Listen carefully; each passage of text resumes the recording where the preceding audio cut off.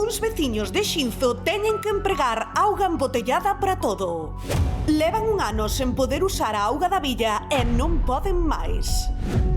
A gota que reborda o vaso, hoxe no termómetro. 12:16 minutos do mediodía que seguimos no termómetro, pois efectivamente, que imaginen levar un ano sen poder, pois beber a auga que sae das villas das nosas casas porque está contaminada, de ter que darlle ás galiñas auga embotellada. Pois iso está pasando, 365 días levan así nunha aldea de Xinzo.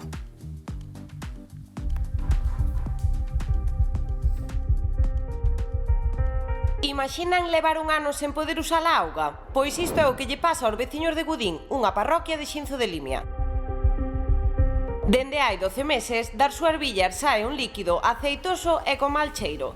Varias analíticas confirmaron que non é apta para o consumo, pero non é só que non se poida beber, senón que tamén hai veciños que nin sequera se poden duchar pola contaminación. Durante moitos anos, os veciños xestionaron a auga da traída. Agora, desesperados, entregaron esta responsabilidade ao Concello, que decidiu asumila a falta duns trámites coa Confederación Hidrográfica. Mentres tanto, as autoridades municipais están repartindo auga embotellada, aínda que prácticamente non dá para cubrir o consumo. De feito, os gatos, cans e ata galiñas tamén teñen que beber auga envasada por cada villa séntalles mal. Os veciños están fartos dun quebradeiro de cabeza que os obriga a recorrer ás garrafas de plástico, porque agora un xesto tan sinxelo como abrir a villa é un perigo e, de momento, aínda non hai solución. É que ten que ser moi frustrante, 12:18 minutos do mediodía, pois esa imaxe, Óscar, que estamos vendo en directo. Coller un vasiño na casa, achegalo á villa, abrila, botar a auga e que saia, como nos explicabas antes, Óscar, esa especie de película que atisbamos aí como aceitosa, non sei, compañeiro, pois aí por riba. Exactamente, Rocío, é unha película, xusto definíchelo perfectamente, porque é unha película aceitosa. Dicíame antes aquí Rosa, que estou con Aurea e con Rosa, que son aquí veciñas de Gudín, aquí en Xinzo de Limia, e dicíame antes Rosa, é como unha capa de graxa branca, verdade, Rosa? Exactamente, como se fora un aceite blanco. E ten como un polviño tamén, e que non sei se o percibides, pero vese como un polviño dentro da auga que, desde logo, que non anima nada, parece que ven manchada, verdade, Auri? Sí, eso que dice Rosa, é unha película como de aceite que se forma cando colles a auga e queda por arriba flotando. Esta auga que acabamos de recollernos aquí da villa, pois un xesto completamente normal, e que vos levades aquí, amigos, un ano agora mesmo, sen poder coller auga da traída. Sí, exactamente, un ano. Un anazo que levades así, e como facedes para facer vida, por exemplo, para ducharos e todo isto? Para ducharnos, duchámonos ca auga da villa, que non hai outra maneira. Non tedes outra forma de facelo, non, Rosa? Exactamente. Para comprar garrafas e poñerte aí, eso é unha loucura. E incluso tamén tedes que darlle de comer, por exemplo, ti as pitas, daslle de comer con auga mineral. Sí, mineral. Non mineral, da comprada, auga embotellada. Exactamente, e os cas tamén. Claro. E de onde pode ser que veña este problema, Auri? Bueno, pois fai un ano que houve un derrumbe dunha captación de auga que foi por orden do Ayuntamiento para derrumbar e desconfiamos que a razón desto sea pois de todos os escombros e de todo que anduvo traballando ali, que veña hacia baixo.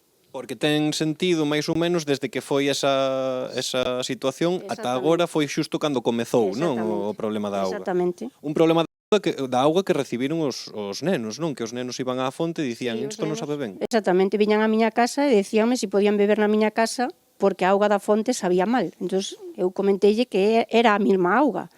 E foi cando empezaron a sonar as alarmas de que sabía mal e cheiraba mal cando te duchabas e hasta cando regabas en auga fría. E incluso ten sentido tamén que sexa esa teoría que nos comentabas ti agora, desa fonte, non, deses escombros que temos por ali, porque tamén a auga vai saindo pouquiño a pouco menos sucia, non? Menos sucia, pero sigue arrastrando, como ves, como aceite, como gotas de aceite que quedan flotando. Aí está, amigos. Pois, compañeiros, aquí vese estupendamente a verdade que este auga, desde logo, non está, segundo as analíticas, de feito, non é apta para o consumo, verdade, Auri? A analítica analizada por Viacua, a parte das partículas que se fixeron por cada casa, a analítica da auga non apta para o consumo humano. Auga non apta para consumo humano, amigos. Agora mesmo teñen un mes, me parece que é, Auri, verdade? Un mes ata que bordean unha solución, en principio. A ver se poden acelerar o proceso porque estamos moi mal así. Así que, amigos, esperamos que lle dean un pouquiño de solución e que este auga dentro de pouco sexa auga que baixa da serra, completamente limpa e apta para o consumo. Claro, grazas, Óscar. É evidente que esa auga non só por ver a imaxe non se pode beber, é evidente tamén que isto ten que ter canto antes unha solución, non? Porque un mes que a esa metabolante non que dá o Concello, cando levas tanto tempo así, e co tempo pasa moi despacio, pero que o sufre. Non, é desesperante. Este auga, o que din os técnicos, é que efectivamente ten que ser clorada para consumo humano. O problema é que entre líos burocráticos e administrativos esta xente leva esperando un ano. E eu creo que o problema radica non en sí en que haxa que clorar a auga, senón en que aquí o que viven son 57 persoas. Efectivamente. Entonces non hai unha, isto non pasaría noutros lugares de Galicia, pero como non hai unha masa crítica suficiente e lle levan auga embotellada cada 15 días, pois chegamos á situación na que están, pero que estas 57 persoas están sufrindo unha incomodidade que non se pode dilatar máis no tempo. E que insusto, Manel, que cada vez que falamos destes problemas logísticos aquí no termómetro, pois pasa o que di Patricia, que adoitan afectar a núcleos moi pequeniños, pero bueno, que tamén teñen dereito a ter as súas infraestructuras e todo en orden. E tamén pagan impostos. E que tamén pagan impostos. Exactamente, pero eu estou, polo que entendín, claro, isto era unha traída particular que tiñan que hai en moitas aldeas. Claro, pasa a titularidade do Concello e pasa como moitas veces. Xa é un abandono. Mentres a levaron eles, porque eso pasa en moitas aldeas, que ti tes a túa traída propia de 20, 30 casas, que sempre a comunidade te manteñen as cousas e as van levando como hai que leválas. Pasa unha titularidade entre que depois pasa Aguas de Galicia ou a quen teña que vir, todo é un lío, fixeron unha obra, e claro, ahora mentre non vai limpiando... Pero que entre lío burocráticos o Santón... Non sei se neste caso pasou a titularidade ou sigue ser, porque creo que sigue sendo do Monte Mancomún, a traída pois depende deles, non? Inda que penso que terán algunha colaboración, pero aquí hai dous problemas. Un é... Hai 57 resumidos en dous. Hai 57, como os 10 mandamentos. Pero vamos a resumilos en dous. O primeiro problema é quen contaminou. Porque aí alguén terá que facer medio ambiente, que enseña, terá que facer o seu respectivo traballo para saber quen contaminou esa auga. Porque esa auga non estaba contaminada. E o segundo problema é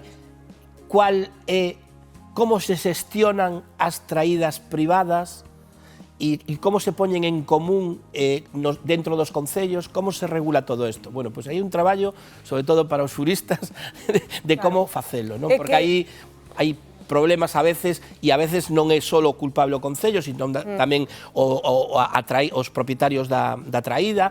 Hai un debate que sería interesante resolvelo, non? Claro, é que é outro denominador común deste tipo de problemas que afectan a pouca xente, como dicía Patricia, e que hai unha maraña aí burocrática que un non sabe quen ten a responsabilidade e mentres pois esta xente que non son nin 100 persoas que levan pois aí en nada máis dun ano bebendo auga contaminada. Que tal, Héctor? Moi bo día. Moi bo día. Bueno, bebendo non bebendo ese auga polos riscos que conlevan. O primeiro, en xeral, beber auga en malas condicións que pode provocar para a saúde, porque hai moita xente reportou afeccións gástricas. Claro, ese vai ser o principal síntoma, pero é que estamos falando de febre, estamos falando de náuseas, de vómitos, lóxicamente desa gastroenterite e desa diarrea que todos coñecemos, pero que incluso pode chegar tamén a outra serie de infeccións que acaben con problemas máis graves. Claro, para unha persoa que é adulta, que non ten outras enfermidades, bueno, pois pásalo uns días mal e xa está, pero se falamos de nenos pequenos, se falamos de persoas maiores ou incluso de adultos con patologías crónicas, ollo, porque podemos acabar mesmo en un hospital por beber auga contaminada, auga en mal estado. E ademais logo esas patoloxías son contaxiosas. Claro, son contagiosas tamén entre nós, porque unha vez que ti consumes esa bacteria, falamos, por exemplo, de hepatite A, falamos da leptospira, falamos de outra serie de consecuencias, de outra serie de infeccións que podemos ter, e que incluso logo entre nós tamén podemos acabar contagiándonos. Así que, ollo con esa agua contaminada, que ás veces pensamos incluso que, bueno, vou a ferver e xa está, non? Ollo, porque se a fervemos, si é certo que podemos acabar con algunhas bacterias, pero non vamos a acabar con todas. Por iso, Héctor, para que nos este escoitando, se poida ver nunha situación similar, que facer se bebemos auga contaminada?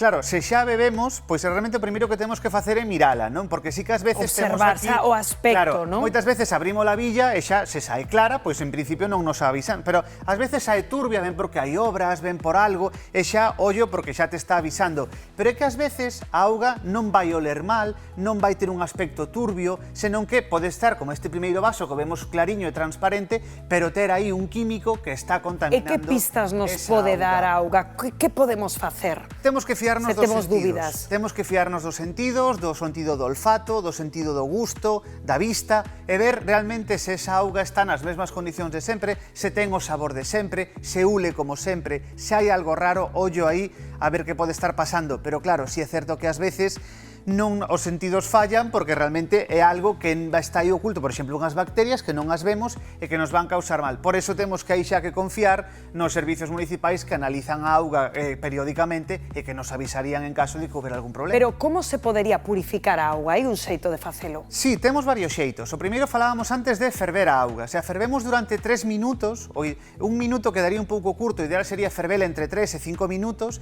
si é certo que vamos a acabar con todas as bacterias e virus que teña esa auga. Pero ollo, porque poden quedar químicos, e con eses químicos non vamos a acabar. Entón, dependendo de que estea contaminando a auga, fervela 3 Podería minutos, ser unha solución. pode ser unha solución. Outra solución que temos son isto que temos por aquí, que son as pastillas purificadoras de auga.